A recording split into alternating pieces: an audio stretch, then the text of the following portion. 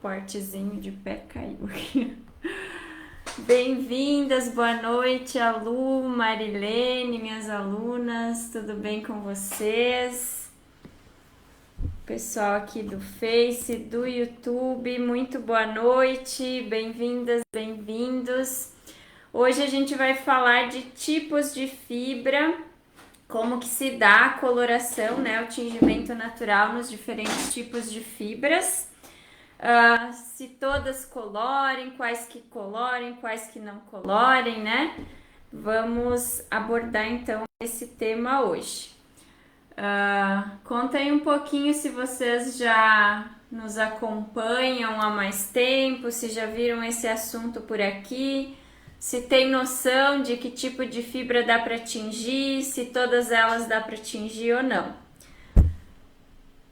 Boa noite, Calanta, Estúdio Ocre, Jaque Molossi, bem-vindas. Vamos para o nosso roteiro aí.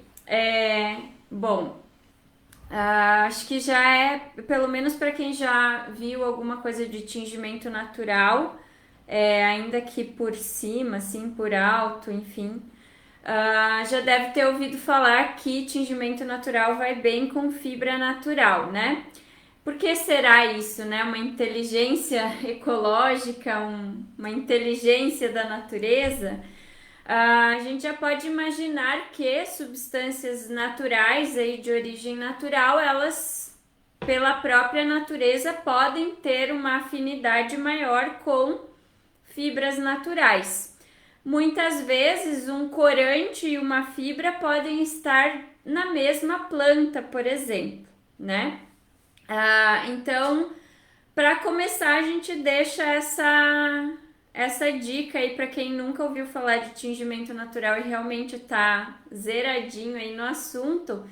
Fibra natural vai bem com, tingimento natural vai bem com fibra natural.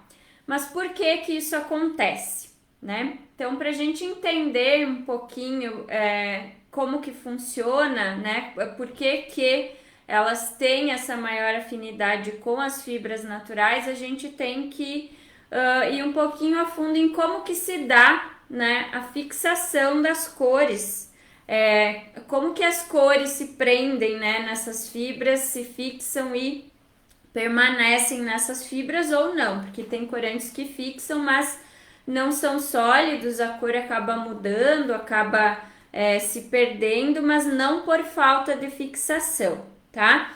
Então, como que se dá essa fixação dos corantes naturais nas fibras? Tudo tem a ver com a constituição proteica, a quantidade de proteína dentro das fibras, tá? Então, os corantes naturais, os mordentes, fixadores, enfim, eles vão se agarrar nas moléculas de proteína que constituem as fibras, tá? As fibras em geral. Então, a gente tem lá uma moléculazinha de proteína na fibra, o nosso mordente ou fixador se agarra nela e se agarra ao corante natural. Então, o nosso fixador, um alúmen de potássio, por exemplo, um tanino, que é um mordente vegetal que além de se fixar também tem cor, né? Tem cores, eles agem dessa forma, se agarram à proteína, tá? Então, os fixadores, eles, toda substância tida como fixador ou mordente, eles possuem essa propriedade de precipitar proteína, ou seja, se ligar a ela, né? E é muito interessante, assim, inclusive a similaridade em termos de ação entre o alúmen de potássio, que é um dos principais mordentes usados, e o tanino, também muito usado nos processos, tanto como um auxílio na fixação, como cor, de fato, né? Então, não sei se vocês já ouviram falar, assim, óbvio que já ouviram falar de plantas medicinais que têm propriedades para combater diarreia, por exemplo, propriedades cicatrizantes. Quem confere a essas plantas essas propriedades é o tanino, por essa alta afinidade com proteína, essa propriedade de precipitar a proteína, tá? A fruta verde, por exemplo, aquela liga de astringência que a gente sente na boca, é o tanino, né? É o tanino fazendo exatamente isso, se ligando às proteínas da mucosa da nossa boca, né? Então, sempre que vocês ouvirem falar em plantas com essas propriedades, muito provavelmente sejam plantas riquíssimas em tanino. Então, crajiru e babosa, por exemplo, que têm propriedades cicatrizantes, são exemplos de plantas ricas em tanino, que, por consequência, a gente pode usar aí nos processos de tingimento natural, tá?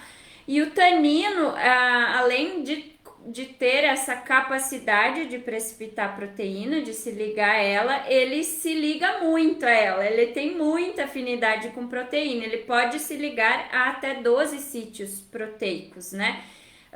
Então ele agarra mesmo, por isso que ele é tão importante nos processos de tingimento natural. Já o alúmen de potássio também tem essa propriedade de precipitar, tanto que ele é utilizado, por exemplo, na indústria em metodologias de tratamento de efluentes. Ele faz então essa precipitação de substâncias orgânicas presentes num efluente líquido, decanta essas substâncias, o que permite uma filtragem dessas substâncias. O alúmen também está presente, por exemplo, em loções de cuidados pós-barba, também em função dessa propriedade. Então ele vai meio que cicatrizar, né? Fazer aquele efeito cicatrizante num cortezinho, enfim, num arranhado da pele ou naquela irritação que possa ficar, né? Da ação da Gillette contra a pele. Também está presente em desodorantes e também é aquela pedrinha que as manicures usam para estancar o sangue da cutícula, porque tem, mais uma vez, essa propriedade aí de precipitação, né? De se ligar à proteína, enfim, ao material orgânico e vai fazer um selamento, uma cicatrização rápida no local. Então, alúmen de potássio também conhecido como pedra-ume, tá? Então, o tanino e o alúmen têm muitas similaridades nesse sentido, certo? E são fixadores importantes justamente por isso, né? Essa ação sobre a proteína, que é onde então os corantes naturais se fixarão, tá? E aí vocês já devem ter percebido que se o segredo da fixação do tingimento está nas moléculas de proteína que constituem as fibras, vocês já vão perceber ou entender, né, que as fibras que têm uma maior constituição proteica serão aquelas que vão colorir melhor, né? Então, em resumo, a gente pode até tentar atingir todo tipo de fibra, mas o tingimento vai responder bem, vai ser eficaz em fibras que têm maior quantidade de proteína, certinho? E quais são essas fibras, né? Quais então vão ser as que colorem melhor e as que não colorem? A Cibele está perguntando aqui se o algodão cru precisa de purga. A purga é um passo obrigatório, não interessa que fibra você está tingindo, se é algodão cru, branqueado, linho, enfim, o que for. A purga é indispensável, ela tem sua função. Não é o assunto aqui hoje, mas não tem algum tipo de fibra que vai dispensar a purga nesse processo. Ela é muito importante, ela tem duas funções muito importantes, tá? Então, para a gente aí entender quais são as fibras que vão colorir melhor, eu vou categorizar aqui um pouquinho os tipos de fibras que a gente tem, tá? Em primeiro lugar, em categorias macro, digamos assim, que são fibras naturais, ou seja, cuja origem sejam materiais orgânicos naturais, de plantas, animais, enfim, artificiais, que são fibras produzidas a partir de uma matéria-prima natural, mas o fio, a construção do fio se dá artificialmente. Exemplos: tencel, liocel, modal, viscose, né? São fibras produzidas a partir de celulose, uma pasta celulósica aí que vem da polpa de madeiras, principalmente do eucalipto, não só, mas principalmente do eucalipto, mas tem também de faia, de bambu, enfim, de diversas fontes de celulose é possível se produzir essas fibras artificiais, tá? A questão de um tipo de madeira ser mais usado ou outro é simplesmente pela logística de cultivos, né? Eucalipto é muito cultivado em reflorestamentos, enfim, mas a partir de qualquer fonte de celulose se poderia obter essa polpa, né, essa pasta celulósica e a partir disso, então, construir esses fios artificialmente, tá? E a última categoria, as fibras sintéticas, que aí a origem delas vem principalmente do politereftalato de etila, que é o PET, o mesmo das garrafas. Então, o poliéster e as fibras nessa linha aí, constituídas a partir do plástico, né, falando grosseiramente, ou de polímeros que vêm do petróleo. Então, são fibras sintéticas, tá? E, obviamente, então, a gente já entende que as fibras sintéticas não vão ter esse componente tão importante no tingimento natural, que é a proteína na sua fibra, a proteína nesse tecido. E por isso, né, aquilo que eu falei da inteligência ecológica, inteligência da natureza, é por essa afinidade, né? Então, uma fibra sintética ali, até poderia-se, quem sabe, construir uma fibra sintética e talvez nela incluir algum componente proteico, enfim, né? Hoje em dia a tecnologia, tudo é possível, dá para dizer. Mas as fibras em geral que hoje existem, da forma que existem, não vão colorir. Elas até dão o que eu chamo de uma sujadinha de cor, assim, mas não tem uma fixação relevante, fica bem clarinho, não pega direito. Tem algumas exceções, por exemplo, a poliamida até colore bem, né? E, obviamente, a gente vai ter misturas de fibras. Então, tem muito tecido que contém misturas, por exemplo, linho com viscose. Então, eu vou ter uma fibra natural misturada com uma artificial. E aí, quem vai determinar se aquele tecido específico vem... vai colorir bem ou não o principal componente. Se o principal componente for uma fibra rica em proteína, né? Beleza. E se o contrário acontecer, não vai colorir tão bem. A Calanta está perguntando se o tricoline e o popeline são fibras sintéticas. Aí eu gostaria de fazer um parênteses aqui, legal que tu fez essa pergunta. Primeiro, assim, eu não sou técnica ou engenheira têxtil, não sou especialista em têxtil, em hipótese alguma, eu sou engenheira agrônoma.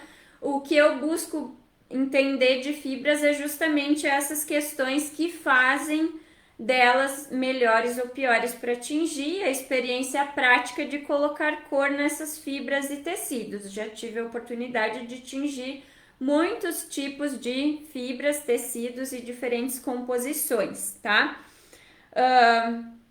Depois tem umas amostrinhas aqui, eu até esqueci de separar, mas tá fácil de achar. Mas aí sobre essa sua pergunta, Calanta, do tricoline, a gente tem que entender que um tipo de tecido pode ser construído a partir de diversas fibras, tá? O tricoline, ele que eu conheço pelo menos, né, em geral é feito de algodão, né, e aí pode ser um algodão cru, um algodão branqueado, tá, mas o tricoline é um tipo de tecido plano, né, e um mesmo tipo de tecido, ele pode ser constituído de diferentes tipos de fibra, então tricoline não é um tipo de fibra, tá, é um tipo de tecido, tá? É um tipo de tecido plano, né? Ou seja, ele é feito por trama tipo tear, né? Que você tem ali os fios num sentido e a trama entrelaçando no outro. E a gente tem malha, que aí são enlaces nós, como tricô, né? Com um fio só que vai sendo, né, entrelaçado, né, nesses enlaces. Então, tricoline é um tipo de tecido, tá? Pode ser produzido a partir de diferentes fibras, tá? São coisas diferentes, certo?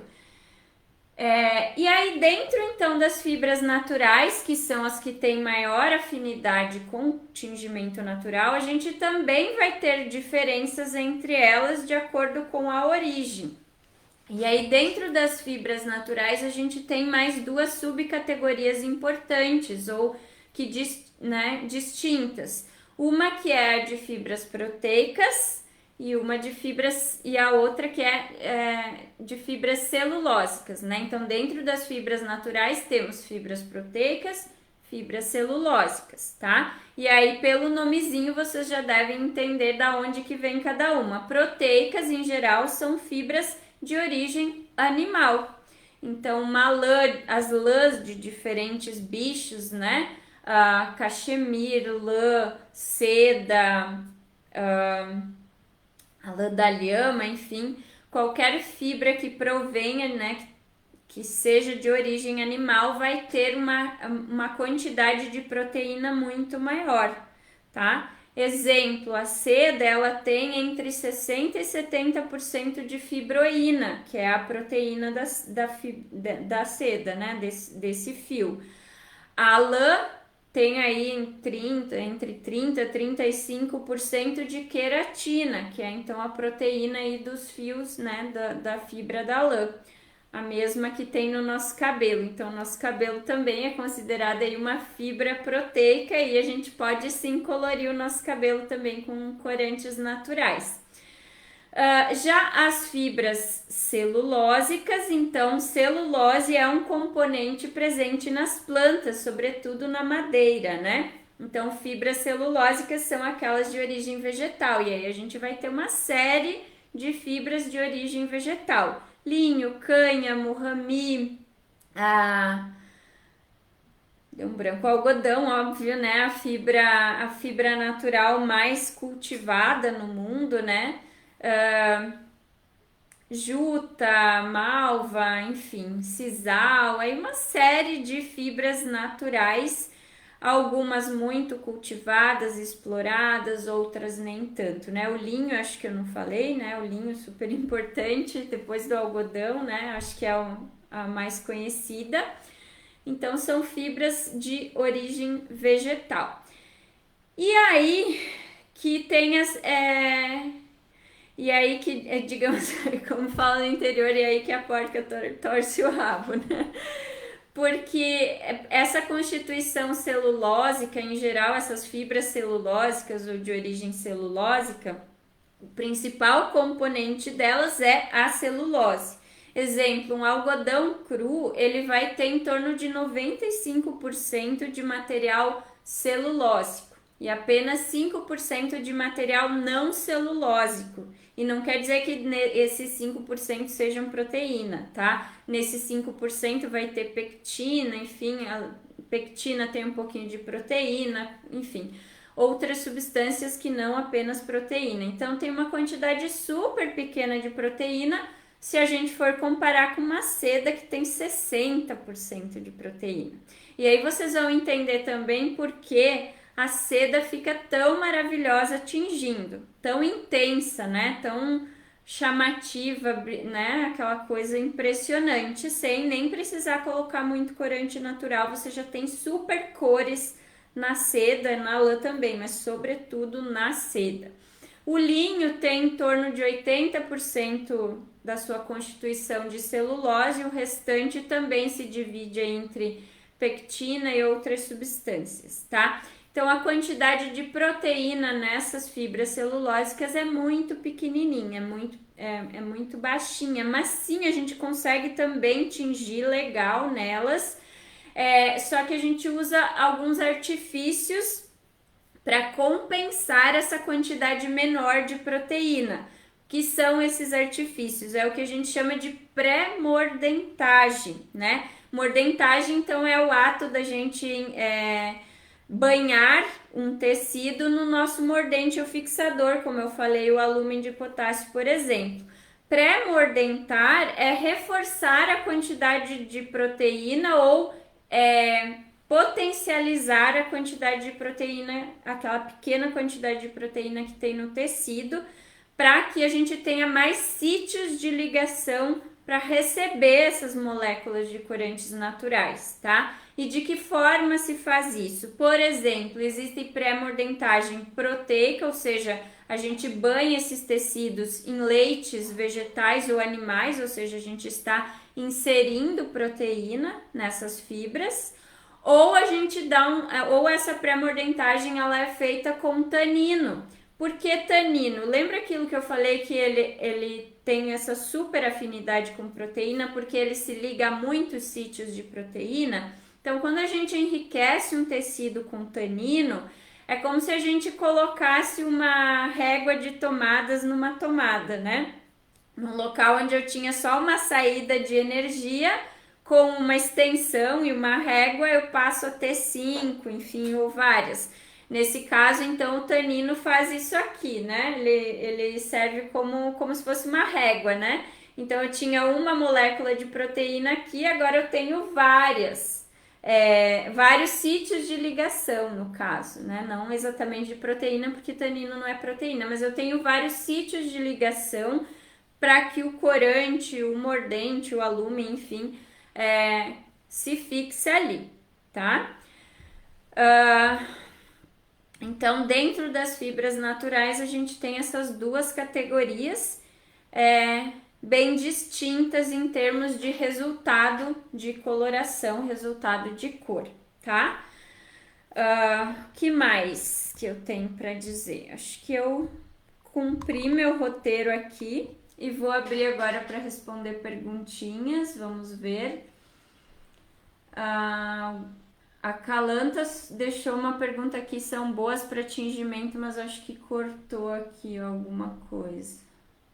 Acho que a primeira parte, não entendi. Mas acho que era a pergunta que eu já tinha respondido, né?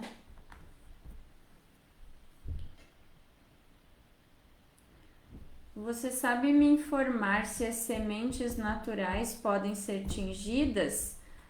Então, dentro dessa lógica que a gente está falando aqui, óbvio que aqui a gente está falando de tecido, tingimento têxtil, porque é esse o foco aqui na Pano da Terra, tá?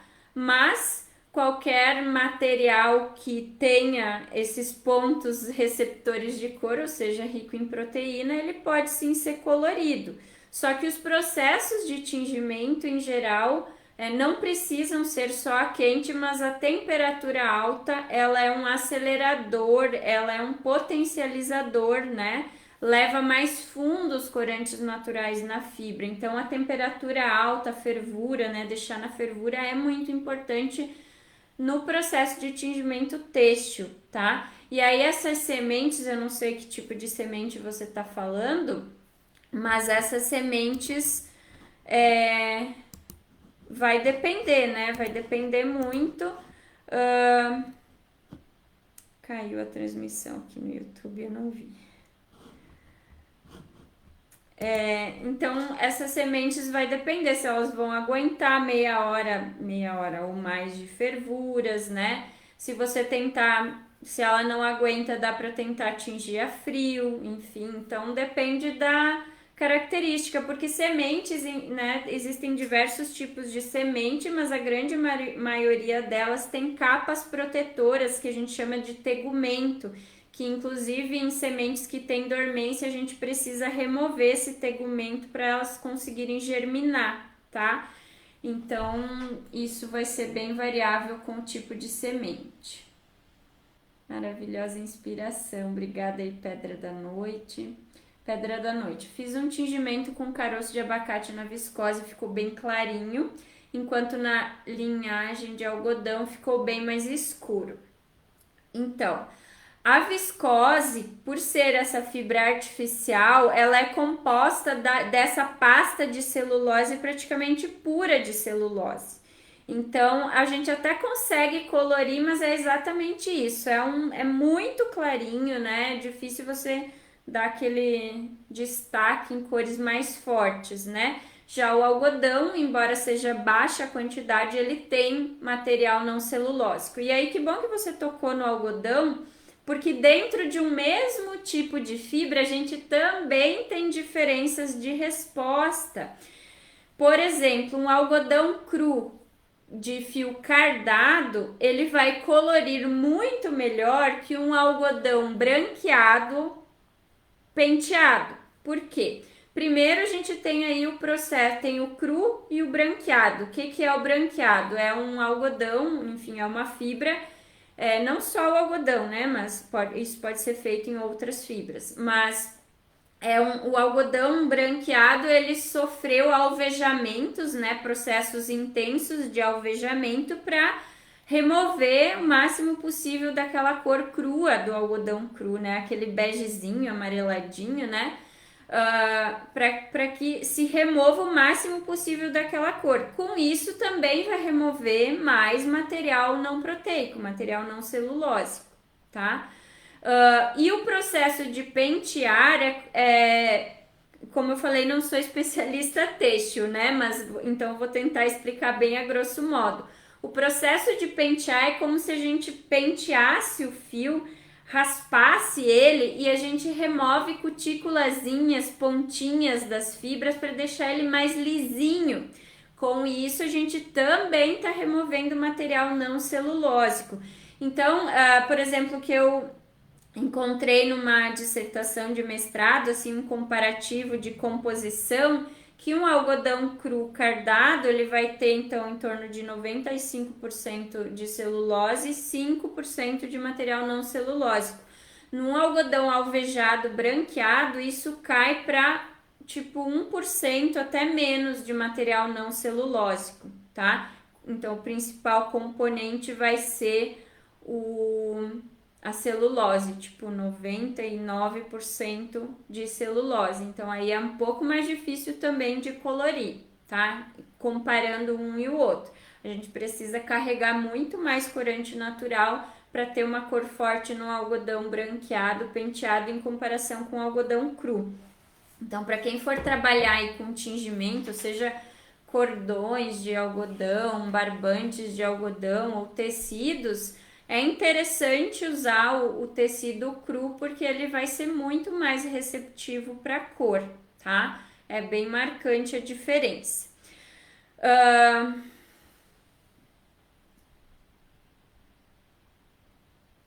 Será que aumentando a quantidade de caroço de abacate pode me dar uma cor mais escura ou realmente a fibra não colore tão escuro? A viscose não, tu até pode tentar, mas você vai ver que vai carregar na quantidade, ela não tem capacidade de fixar mesmo, né? Até você consegue uma tinta super escura, mas ela tem um limite ali que ela vai conseguir reter mesmo, né? Essa é a questão. Porque se fosse assim, só carregar em quantidade, qualquer fibra a gente poderia compensar, né?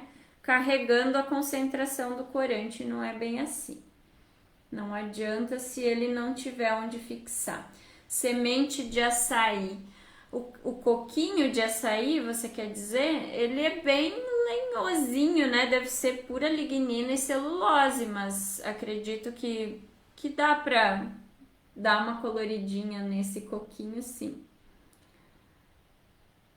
Cibele.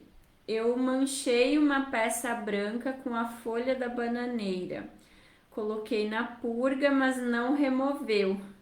Continuou a mancha marrom. Achei tão bonito o tom de marrom que tô fazendo uma estampa de oncinha. Que massa! Então, a bananeira, com folha de bananeira vai ter tanino, né? Então, o tanino se fixou ali e não sai. Por isso que ele é bom no tingimento natural. Ele não sai mesmo. Então, não vai ter purga, lavagem que vai remover, tá? E por isso que ele é um bom corante e também usado como pré-mordente fixador, certo? Mais dúvidas, gente? Pena que caiu minha transmissão no YouTube, não sei o que aconteceu.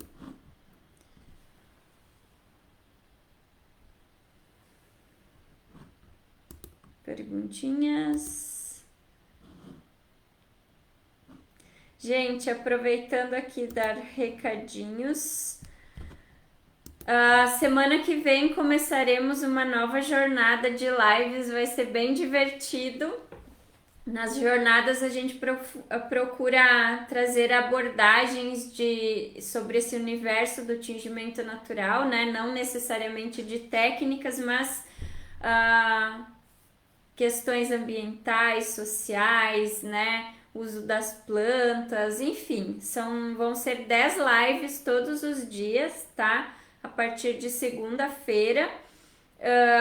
Então deixo o convite aqui para vocês a partir de segunda-feira acompanhar essa jornada, porque que vai ser divertido, dessa vez vai ser um pouco diferente, que a gente fez tipo uma correlação com filmes famosos, então cada live vai ter um título inspirado em filmes famosos aí para ficar um pouquinho mais divertido. Então vai ser a Jornada nas Estrelas, a gente sempre dá o nome de jornada, né? Essa vai ser Jornada nas Estrelas, desvendando o universo do tingimento natural, tá? Então, em breve a gente compartilha aí todos os temas das lives e a partir então de segunda-feira a gente começa ela, tá? Vamos ter algumas convidadas também. Cibele, a água que tem na folha virou minha tinta e a folha virou meu pincel. Olha que bacana. Maravilha, né, Calanta? Boa noite, que jornada. Desculpa, entrei agora. Então, a gente faz a cada 2 meses, mais ou menos, uma jornada de lives. E a próxima, então, começa na segunda-feira. 2 semanas, lives todos os dias. Raquel, será uma semana maravilhosa, com certeza. 2, né? B, adoro seus títulos. Nossa, então, B, se tu adora, agora que vai ser melhor ainda, né? Que a gente fez essa brincadeira aí com os filmes. Pedra da Noite, indica algum corante para atingir viscose? Então, Pedra da Noite, não é essa a questão, tá? Os corantes naturais, eles são... as cores, diferentes cores, em geral vêm de poucas moléculas, tá?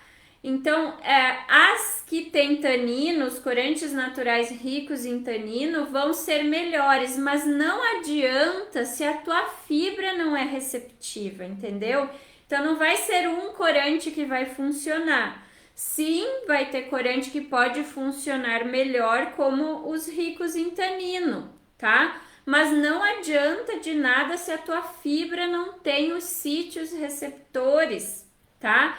É como se você fosse colocar aquilo que eu falei, aquela analogia com as tomadas, acabou a luz, faltou luz na tua casa e você vai conectar na tomada, não tem a energia, né? Não tem a liga ali, não vai funcionar. Então, se não tem a proteína para a cor se ligar, não vai ter corante que vai resolver isso, tá? Essa aqui é a questão. Marilene, vai ser legal. Grande maratona. Paula, verdade. Lu, show. Pedra da Noite. Minha conexão caiu na hora que tu me respondeu. Agora?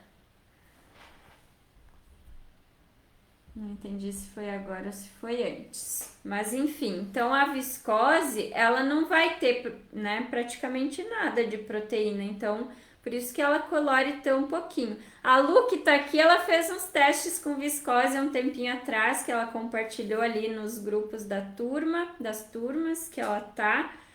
Hein, Lu, conta um pouquinho aqui nos comentários como foi tua experiência com a viscose, em comparação a outras fibras que você tinge.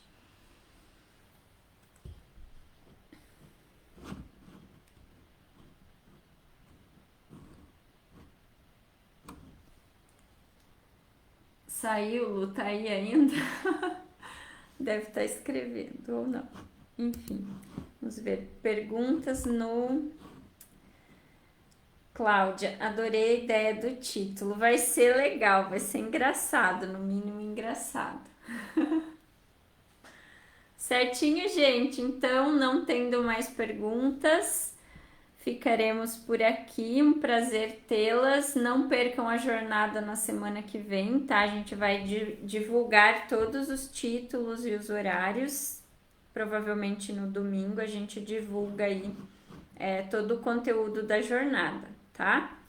Então não percam que vai ser não muito boas, né? A Lu deve, sobre a viscose, né? Me lembro que ficou super, super clarinho, né? Tá bom, gente? Obrigada pela presença de vocês. Sempre um prazer estar aqui com vocês. Espero vocês sexta-feira para uma nova live às 19 horas também, certo? E não percam a nossa jornada que começa na próxima segunda. Um abraço e até!